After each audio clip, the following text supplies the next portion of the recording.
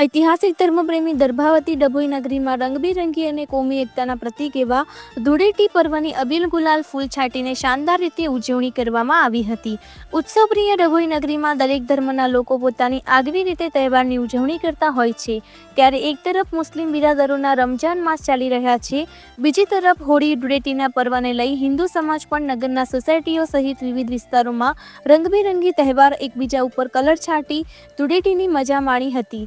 ધૂળેટીનો તહેવાર સદભાવનાથી અને કોમની ભાઈચારાથી શાનદાર ઉજવણી કરી હતી, જ્યારે કે દિવસ દરમિયાન પોલીસે ઠેર ઠેર ચુસ્ત પોલીસ બંદોબસ્ત જાળવ્યો હતો. રિપોર્ટર ફઝલ રજાક ખત્રી. દરેક ફાગણ માસમાં હોળી ધૂળેટીનો પવિત્ર તહેવાર આવે છે અને અમે ચોકસીઓના યુવકો છેલ્લા 40 વર્ષથી વડીલો અને બધા ભેગા મળીને હોળી ધૂળેટી મનાવીએ છીએ અને હમણાં રમજાન માસનો પણ પવિત્ર તહેવાર ચાલતો હોય એટલે સોનામાં સુગંધ ભળી ગઈ એવું લાગે છે.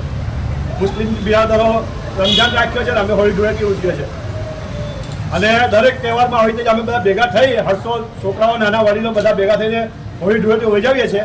હોળી પ્રગટે હોય છે, બીજા દિવસે ધૂળેટીમાં રંગ નાખી, પાણી નાખીને બીજા જોડે બધા જોડે ખૂબ હસી મજાક કરીને બહુ સરસ રીતે તહેવાર ઉજવીએ છીએ અમે.